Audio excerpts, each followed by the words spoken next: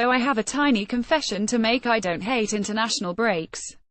That's not to say I love them, but I don't despise them with quite the same passion as 99% of football fans do. Contrary to most people, I quite like the harem-scarum nature of the club season to be broken up once in a while, given the insane pace with which the world of football these days. The sheer number of matches that are played in the modern era makes it nigh on impossible to keep up with everything that's going on, which can be fairly frustrating when you have a keen interest in 4 or 5 different leagues and competitions. I find that sometimes it's actually quite nice to get the chance to sit back, take a deep breath and reflect on where we are for a moment or two. But that doesn't change the fact that international breaks can be an enormous pain in the backside, for one reason in particular: injuries. During the first international break of the season, Inter lost João Cancelo to a knee injury that the Portuguese fullback sustained while training with the Selecao. Cancelo has finally recovered from the problem and will, barring any late surprises, be included in Luciano Spalletta's squad for Sunday's Milan derby, but HES lost just over a month of game time and is unlikely to be 100% fit for a little while yet. This time around, we've lost Marcelo Brozovic to the same international injury curse, and while this injury would appear to slightly shorter term than Cancelo's, its timing is rather more inconvenient, as it arrives with perhaps the 2 toughest fixtures of our season so far just round the corner. Brozovic picked up the injury in Croatia's crucial FIFA World Cup qualifying match at home to Finland, a match he started along with fellow Interista Ivan Perisic. After 54 minutes, he was taken off by coach Ante Cacic in what looked like a purely tactical substitution, but during his post-game press conference, Cacic confirmed that he had been withdrawn due to a muscular problem.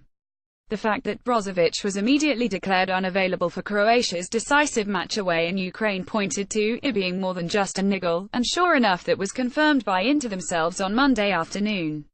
Early in the afternoon, the Inter midfielder Marcelo Brozovic had medical tests at the Istituto Clinica Humanitas in Rossano after being injured during Croatia vs. Finland last Friday, read a statement released on the club's website. The tests revealed damage to his left soleus muscle, and the player's condition will continue to be evaluated in the coming days. To be perfectly honest, the soleus muscle was not a muscle I had ever heard of until this afternoon, but for the record it's a calf muscle that's located in the back part of your leg. Although that's by the by. Like with Cancelo's injury a month ago, Inter's statement did not specify how long Brozo will be out for, but according to Gazzetta dello Sport he will be out for approximately 23 weeks. What we know for sure is that Brozovic will miss the derby on Sunday, while it's almost as certain that he'll be out for Inter's trip to Napoli too, which takes place the following week. After that we play Sampdoria on the 24th of October in the second midweek round of the season, and it's unlikely he'll be back by then either, but if everything goes to plan Marcelo should return for our game against Hellas Verona on the 30th of October. While you'd be hard-pressed to find an Inter supporter who has Marcelo top of the list of all-time favourite Inter players, Brozovic's absence for the big match on Sunday evening is not terribly good news.